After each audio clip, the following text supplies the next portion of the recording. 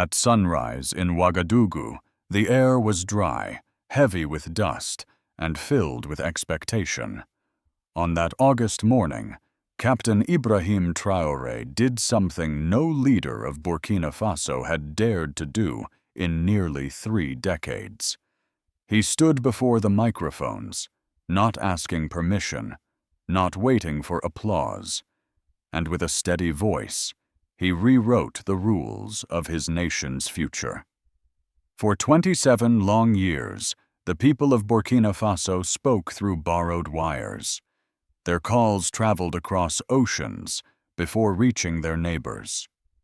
Their messages were routed through foreign servers, filtered by distant corporations, and sometimes silenced entirely during moments of unrest. In 2021, when a 72-hour blackout left hospitals cut off, families torn apart, and villages stranded, a bitter memory was carved into the nation's soul. That silence became the seed of resolve. And on this morning, resolve turned into action. With a single announcement, Traoré declared the birth of Faso Telecom. It was a sovereign digital network built not by foreign contractors or global lenders, but by Burkinabé engineers with their own hands, their own code, and their own vision. Behind him stood a generation barely over 30 years old, the same youth once told that their country would never escape dependency. Now, they had laid more than 4,000 kilometers of fiber, raised 65 satellite stations, and built a firewall designed for Sahel heat, dust storms, and unstable electricity. This was not just a project. It was a declaration that digital colonization ends here. Yet the moment was bigger than one country. If a landlocked nation with a modest GDP could cut its chains and claim sovereignty without foreign permission, what does that mean for the global order that has always demanded patience and obedience? The question still hangs in the air. Was this a bold gamble destined to collapse, or the first step in Africa's irreversible digital independence? Stay with us, because in this story, every wire carries not just data but destiny. And if you believe Africa's voice should never leave the continent before reaching its people, consider sharing this message so others can hear it too. The launch of Faso Telecom was not an empty promise. It was already alive and breathing. A sovereign network, built in silence and unveiled with precision, now carried the voices of more than 22 million Burkinabé. The announcement did not describe future dreams. It described cables already laid, towers already raised, and signals already pulsing across a nation once forced to borrow its connection from abroad. The figures alone told a powerful story. 4,200 kilometers of fiber optic cable stitched together a landscape of deserts, hills, and rocky plains. 65 ground-based satellite stations rose on Burkinabé soil, their steel frames designed to withstand searing Saharan heat and relentless dust storms. Coverage reached 92% of the population, a figure that meant even remote villages and border communities could now be connected to the capital in real time. This was more than infrastructure. It was an act of defiance against history. For 27 years, foreign companies had controlled the lifeline. French conglomerates routed every signal through Paris, storing data overseas and cutting service when protests erupted. Burkinabé citizens paid their bills each month, yet their voices traveled across oceans before reaching their neighbors. Now, that chapter had ended. What made Faso Telecom extraordinary was not simply the coverage, but the people who built it. 647 engineers and technicians, most of them under 35, trained not in elite European academies, but in new centers in Ouagadougou and Koudougou. Their average age was 32. They learned while building, often in makeshift workshops where failure was not an academic lesson, but a national risk. If they succeeded, a generation would inherit freedom of connection. If they failed, the nation would fall back into another decade of dependency. The stakes could not have been higher. Funding followed the same principle of sovereignty. Military spending once used to host foreign troops was redirected to domestic infrastructure. Royalties from gold mining, once siphoned abroad, were renegotiated and retained at home. A telecommunications sovereignty fund created in 2023 collected fees that had once gone to European carriers. Every tower, every cable, and every line of code was financed from within. Not a single loan came from the IMF. Not a single credit line arrived from the World Bank. No grants were accepted from Europe. The software running the network reflected the same spirit. Every line of code was written locally, optimized for conditions global templates would have overlooked. In dusty border towns, signals were encrypted using a proprietary algorithm developed by the National Cryptography Division. Encryption keys were stored in a new Tier 4 data center west of the capital, a facility capable of managing 2.5 million concurrent connections. No foreign server carried even a temporary cache of Burkinabé communications. The wires now belonged to those who walked the streets they connected. The transition was swift. In just 14 months, dependency that had lasted nearly 3 decades was dismantled. Old contracts were revoked. Foreign licenses were cancelled. The operational license of TASA, a French telecom giant, was terminated, rattling markets in Paris. Investors who once assumed indefinite control over Burkina Faso's signal watched their shares plunge. What had been treated as permanent suddenly vanished overnight. Inside the country, the impact was immediate. Farmers in rural provinces began receiving crop forecasts by text, timed to planting cycles and free from the delay of foreign servers. Children in the highlands logged into digital classrooms powered by solar devices, learning in their own languages and storing lessons on national servers. Clinics that once waited days for communication with city hospitals now held secure video consultations in real time. The significance of Faso Telecom was as much psychological as it was technical. For the first time in living memory, the people of Burkina Faso believed their voices belonged to them. No distant boardroom could decide when they would be silenced. No foreign government could shut down their lifeline with a single decree. Yet outside the country, reactions were mixed. International headlines called it everything from a quiet African revolution to a reckless gamble. Some praised it as the dawn of digital sovereignty. Others warned that centralization might be used we can make sure to innovators like dissent. Yud aren't just a headline. Analysts They're the in Europe pioneers of asked Africa's whether a nation with limited resources could defend such an ambitious network against cyber attacks and geopolitical retaliation. And so, as the signal of Faso Telecom spread across deserts and villages, a larger question also began to spread. Could a fragile, landlocked nation truly defend its digital independence against the powers that once controlled it? Or had President Traoré lit a flame that would draw storms greater than any his country had ever faced?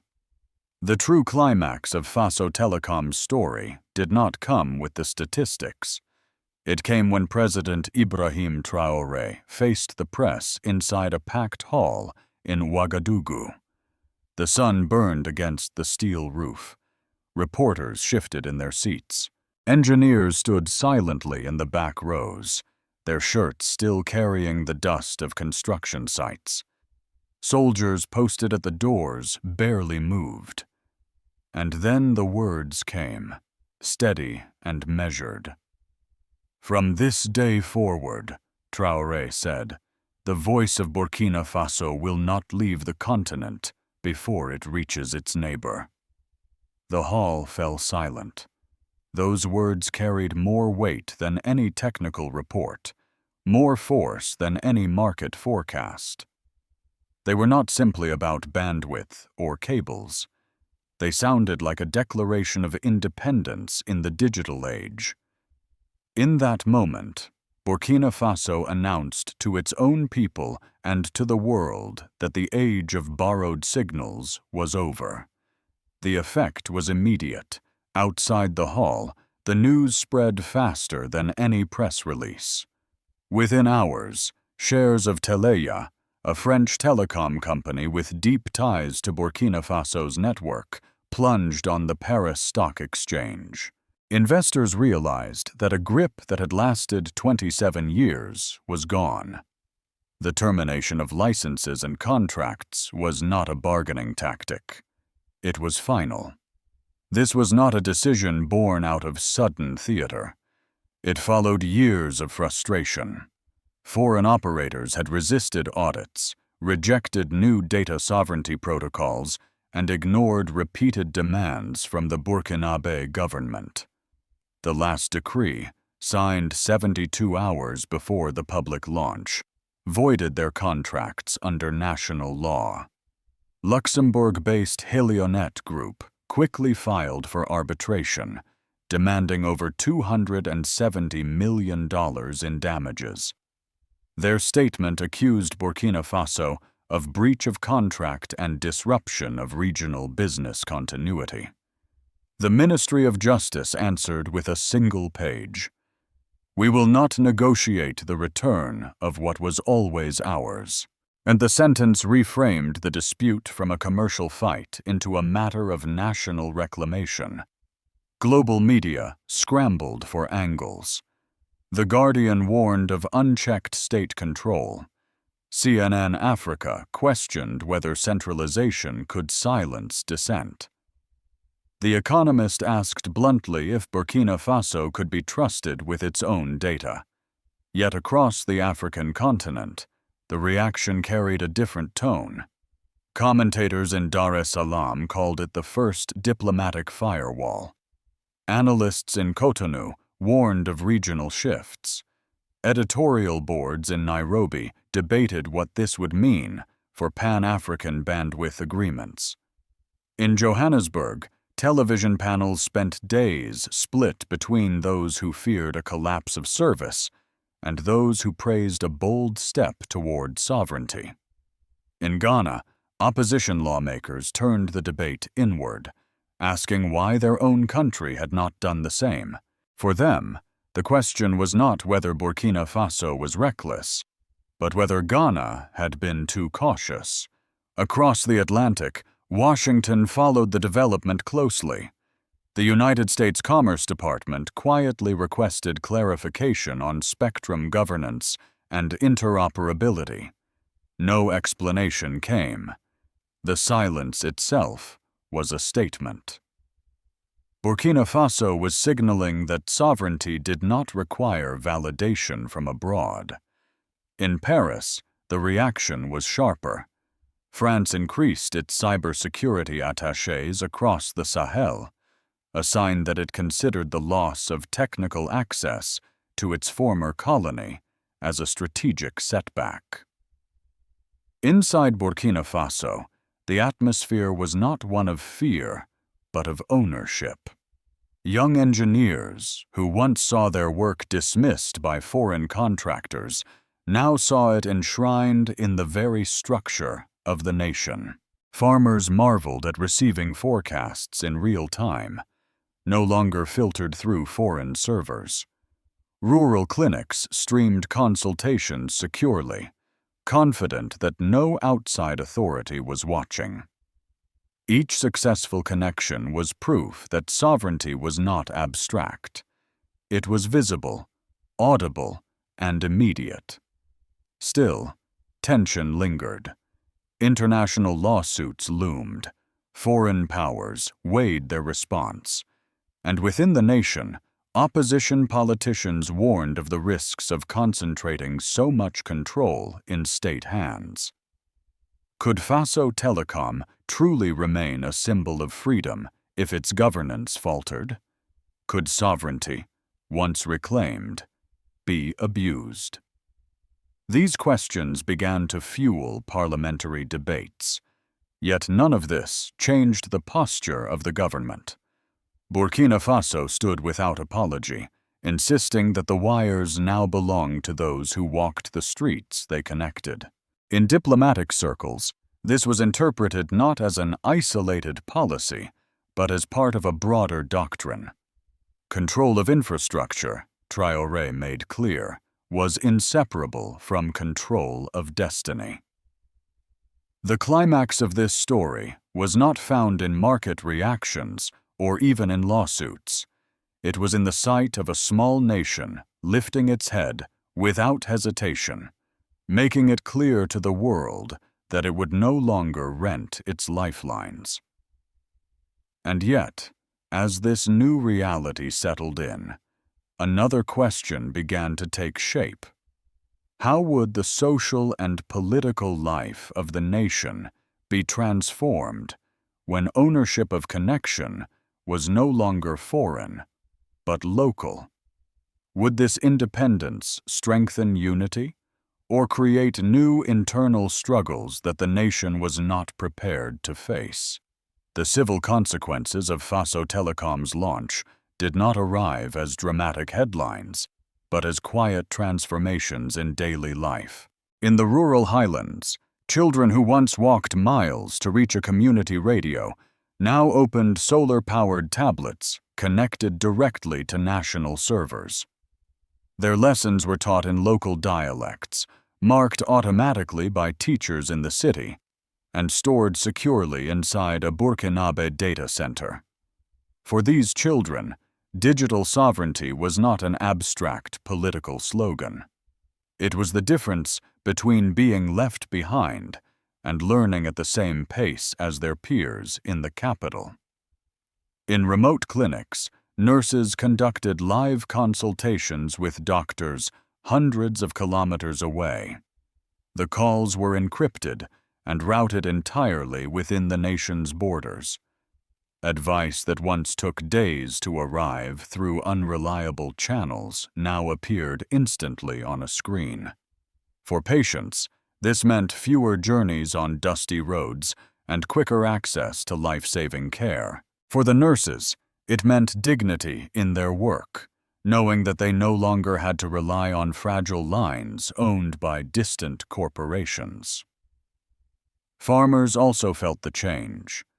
Push notifications arrived in time with the planting cycle, giving forecasts generated by domestic satellites rather than whispered predictions passed along in markets. Crops were planted with greater accuracy. Yields improved. Waste declined. For families that lived harvest to harvest, these updates were not conveniences. They were lifelines. Religious leaders used the network as well, sending encrypted bulletins to nomadic groups. What once took days of travel by horse or motorcycle could now be shared instantly. A sense of community that had long been fractured by distance began to rebuild itself. All of this reinforced a powerful psychological shift. The people of Burkina Faso were learning, perhaps for the first time in generations, that their lifelines were theirs to own and to defend. Politically, the launch of Faso Telecom reshaped the balance of power inside the country. Government ministries issued new regulations requiring that all official data be stored domestically. Opposition parties found themselves in a difficult position. They could not openly criticize an achievement that had so visibly benefited the population. At the same time, they worried about the concentration of power in state hands. Would the same network that gave people freedom of connection also give the government the ability to monitor dissent? Parliamentary debates grew heated, yet none of them changed the fact that the public overwhelmingly supported the new system. Civil society organizations began to see opportunities in the new infrastructure. Activists proposed using Faso Telecom's secure channels for election monitoring, disaster response, and anti-corruption reporting. If oversight mechanisms could be enforced, the same protections that shielded data from foreign interception could also guard it from domestic abuse. The idea that sovereignty was inseparable from responsibility began to take hold in the national conversation. Internationally, Burkina Faso discovered a new form of leverage. No longer dependent on foreign servers or licenses, the country now held a critical asset that could not be switched off by outside actors. This new reality gave it a stronger voice in regional organizations. In meetings of the African Union and ECOWAS, Burkina Faso could veto proposals on bandwidth treaties or cybersecurity frameworks. Contracts with foreign companies were reviewed with sovereignty in mind before signatures were given. Multinational corporations that once dictated terms now had to submit to Burkinabé security audits if they wished to operate in the country. The symbolic weight of this independence could be felt in small but telling ways. When school textbooks began including chapters on network architecture in national languages, the message was clear. The next generation would not only use Faso Telecom, they would understand how it worked. New legislation required all government agencies to store data domestically, further reinforcing the sense that the era of dependency was finished.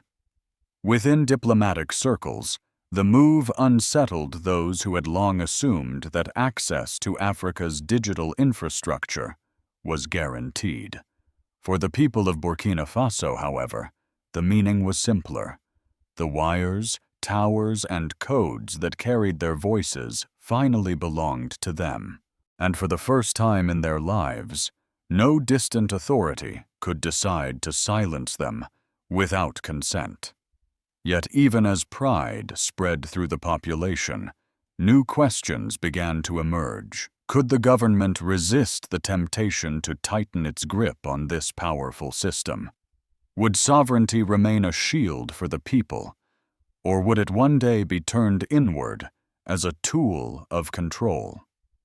From Washington, Faso Telecom's emergence was seen as both a warning and an opportunity.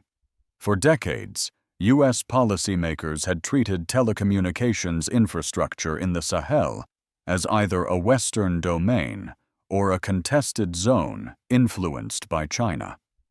Suddenly, that binary collapsed. Burkina Faso had built something entirely domestic, outside of Western standards, and without foreign supervision. Analysts inside the Commerce Department raised concerns about spectrum governance and interoperability. Defense circles quietly noted the implications for intelligence gathering in a region where open lines had once been taken for granted. American technology companies also paid close attention. For them, the danger was not competition from China or Europe. It was the realization that a nation could bypass them entirely, meeting its needs with domestic engineers and South-South partnerships. If one of Africa's poorest nations could succeed in this way, what would prevent others from following? The question unsettled boardrooms from Silicon Valley to Wall Street. In Europe, the unease was even sharper. France viewed the revocation of foreign licenses as a direct erosion of its influence in the Sahel. Brussels debated whether sovereign networks like Faso Telecom should be classified as barriers to trade. Investors, still reeling from the plunge of French telecom shares, warned that Africa might become a riskier environment for foreign corporations accustomed to holding long contracts. But across Africa, the mood was different. In Nairobi, commentators asked openly when their own country would build something similar. In Accra, legislators began studying how local data centers could reduce foreign reliance. In Johannesburg, panelists debated whether Burkina Faso's example could ignite a continental movement toward digital independence. In Asia, countries like India and Indonesia expressed interest in technical exchanges. They recognized parallels with their own push for localized data storage and sovereignty in cyberspace. For them, Faso Telecom was not a threat, but a model worth studying. This global reaction revealed more than competing interests. It revealed a shift in the very definition of power. Independence was no longer measured only in borders and armies. It was measured in bandwidth, encryption, and the ability to guard one's own voice. Yet the deeper question remains unresolved. Will this new independence become a foundation for stronger partnerships built on respect? Or will it be seen as a challenge that must be contained? The launch of Faso Telecom was more than the unveiling of a network. It was the drawing of a line that could not easily be erased. For the people of Burkina Faso, it meant that their voices would travel freely within their own land before crossing oceans. For the wider world, it was a reminder that sovereignty in the 21st century is not only about land or laws, but about control over the signals, codes, and servers that carry the lifeblood of modern society. Yet sovereignty always comes with risk. The temptation to centralize power, the possibility of misuse, and the threat of retaliation from larger powers all loom in the shadows.